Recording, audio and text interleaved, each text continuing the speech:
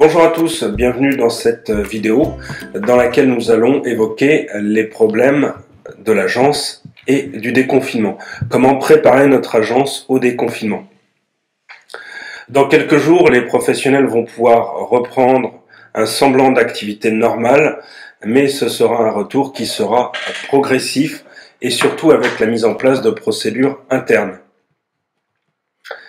J'ai élaboré quelques idées, déjà des pistes de réflexion sur les achats et le matériel à avoir à l'agence, et puis quelques pistes de protocoles à mettre en place à l'agence. Alors, tout d'abord, le matériel à acheter, c'est du matériel de sécurité sanitaire. Il conviendrait d'avoir à l'agence les produits suivants. Avoir 2 grands flacons de gel hydroalcoolique, au moins. Un à l'entrée pour tous les collaborateurs qui vont rentrer et les clients, et ensuite un sur le bureau d'accueil.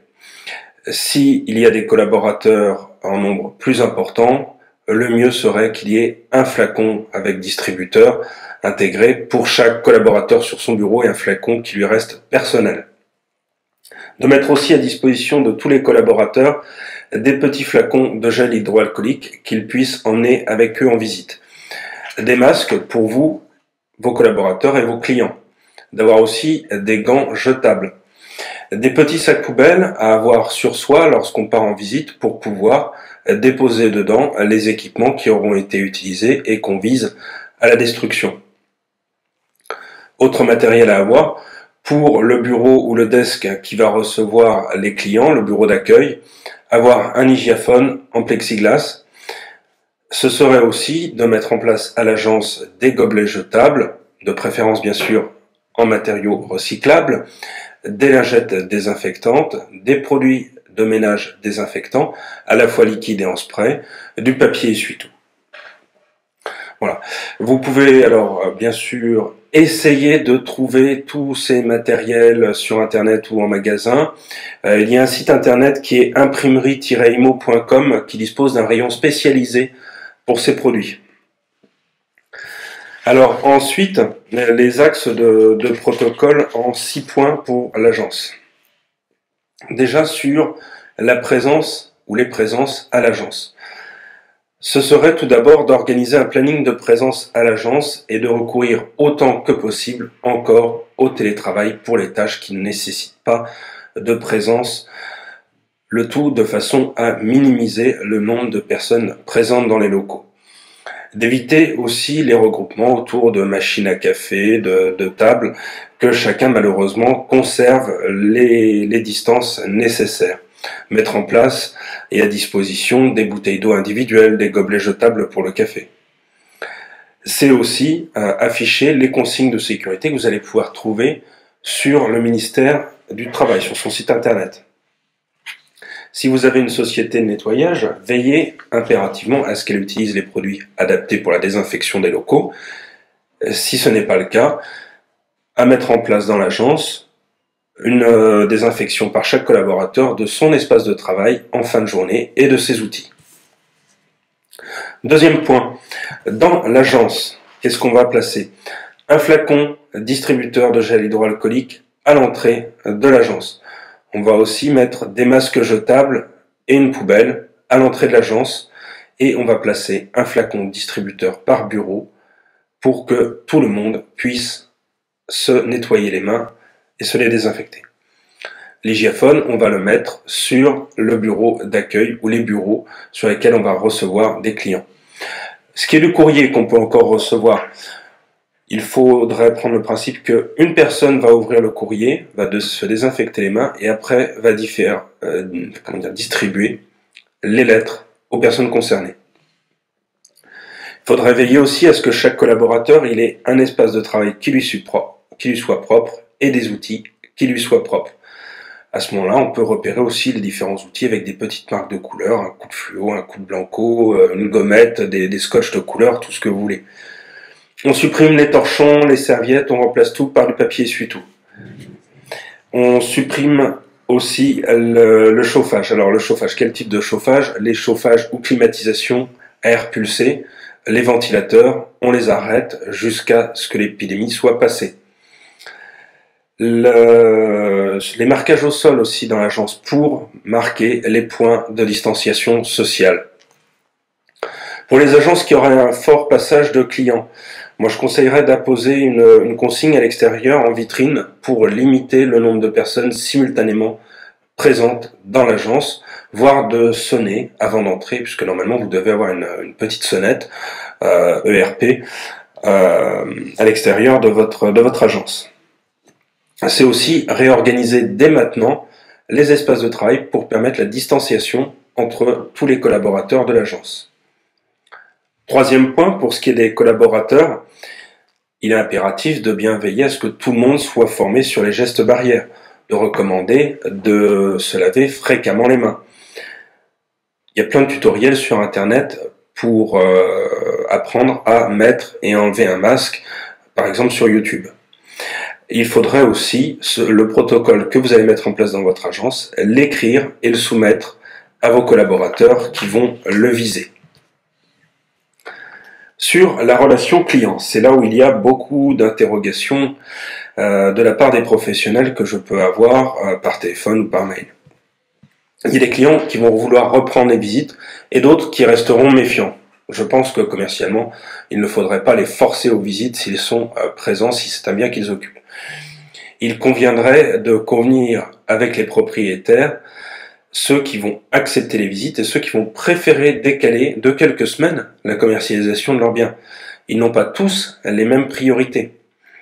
C'est peut-être par contre spontanément d'aller suspendre temporairement la commercialisation des biens qui sont détenus et surtout occupés par les publics les plus fragiles, les personnes âgées, les personnes qui ont des pathologies diverses. Pareil pour les acquéreurs, certains ont des projets plus urgents que d'autres. On sait très bien qu'il y a aussi des visites qui sont de type promenade. À ce moment-là, on va peut-être les écarter ou faire une meilleure découverte client. Ça peut être aussi proposé que la première visite du bien, ce soit une prévisite faite par vous seul, avec les moyens de visioconférence qu'on peut avoir grâce à nos téléphones mobiles, FaceTime, Skype, Facebook, les Facebook Live, etc. Il y a aussi tous les reportages en 3D, et de faire vraiment une sélection pour vos acquéreurs des bonnes visites à faire, et donc de limiter le nombre de visites.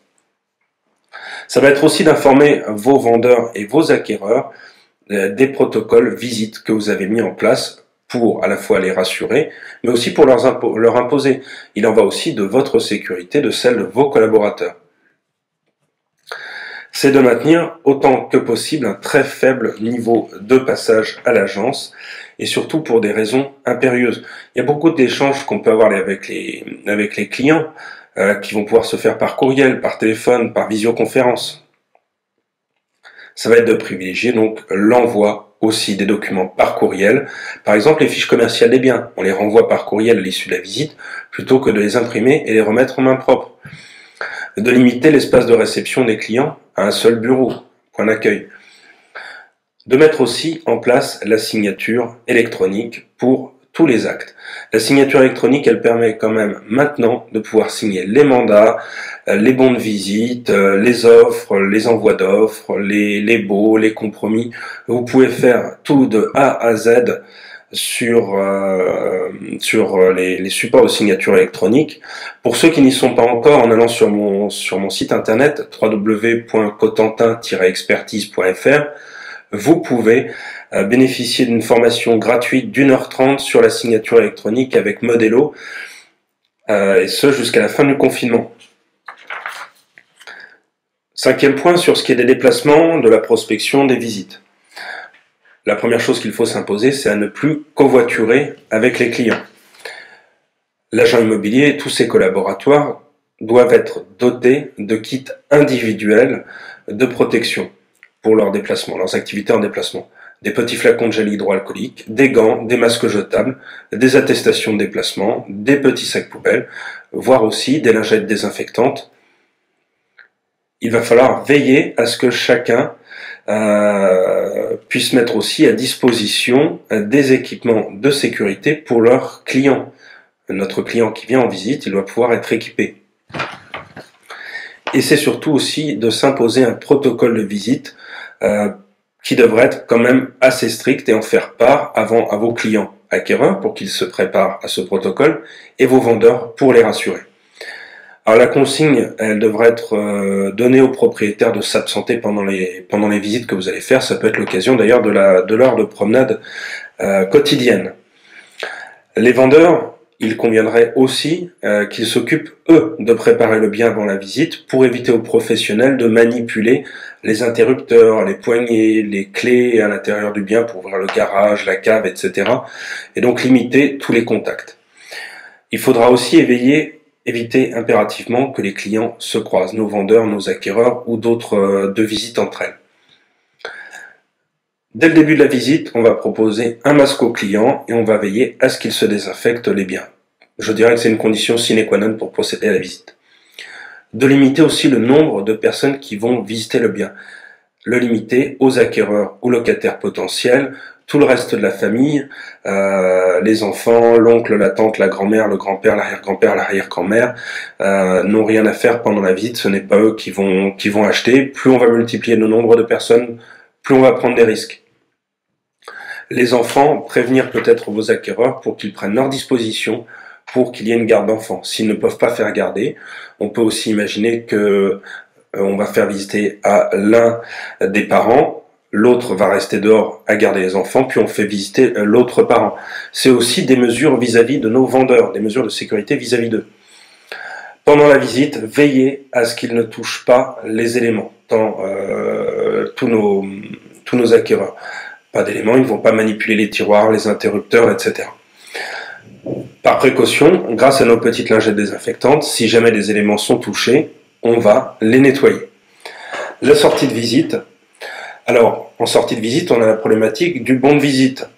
À ce moment-là, on va peut-être faire signer le bon de visite avant la désinfection des mains. On va faire en sorte que nos clients ne nous touchent pas, qu'ils touchent juste le stylo. Et à ce moment-là, après, ils vont pouvoir se désinfecter les mains, on désinfectera le stylo et on pourra nous reprendre notre bon de visite qu'on aura nous seuls touché. L'idéal étant quand même un bon de visite signé électroniquement ou une reconnaissance de visite que les clients nous adresseraient par mail ou SMS. Les clients, à la fin de la visite, vont pouvoir garder le masque ou s'en séparer immédiatement dans votre sac poubelle et là, vous allez veiller par précaution pour eux à ce qu'ils se lavent les mains. Et ça va être aussi, à la fin de la visite, de se quitter quand même le plus tôt possible et faire un débriefing de la visite par mail, par visioconférence, par téléphone. C'est ce qui me semblerait le plus prudent. Pour un bien qui serait en vente chez d'autres confrères, comment peut-on faire? Je pense qu'il faut se renseigner de savoir chez quel confrère le bien est en vente pour organiser aussi avec eux les différents créneaux de visite entre les agences et éviter ainsi que les clients se croisent, éviter les chassés-croisés dans le bien autant que possible. Je pense qu'il faut aussi détenir les clés des biens et éviter du coup de se prêter les clés des biens entre les agences, ce qui est toujours un vecteur éventuel de transmission. La prospection sur le terrain, il va bien sûr falloir la reprendre. On aura des clients qui vont être méfiants. Il y a la problématique des flyers qu'on pourrait déposer dans les boîtes aux lettres. Attention à la perception que pourraient avoir vos clients de cela et la méfiance vis-à-vis de ce bout de papier qui aurait été touché par un humain. En fin de journée, ensuite, après une journée de travail, on veille à nettoyer, désinfecter notre véhicule. Notre protocole qu'on vient d'évoquer, en 6e point, puisque c'est tout nouveau, on va veiller à le mettre à jour.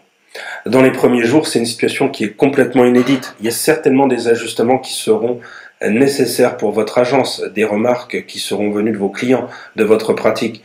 Il est important de faire un débriefing en équipe. Si possible, on va le faire en visioconférence pour pouvoir le mettre à jour pour les prochains jours, les prochaines semaines. C'est aussi de poser la question à nos acquéreurs et nos vendeurs comment ils sont perçus la qualité de notre protocole visite déconfinée. En conclusion de tout ça, vous allez vivre une période qui est complètement inédite dans l'immobilier. On peut être tenté de reprendre à 100% notre activité. Attention, il y aura des clients qui seront méfiants. On a tous entendu aussi parler de deuxième vague. La deuxième vague, on pourra en être vecteur si on ne prend pas de précautions, si on s'emballe trop à reprendre l'activité trop vite. il faut remettre progressivement et précautionneusement la remise en marche de votre agence. Vous pouvez retrouver l'ensemble de ce protocole écrit sur mon site internet www.cotentin-expertise.fr. À bientôt, merci.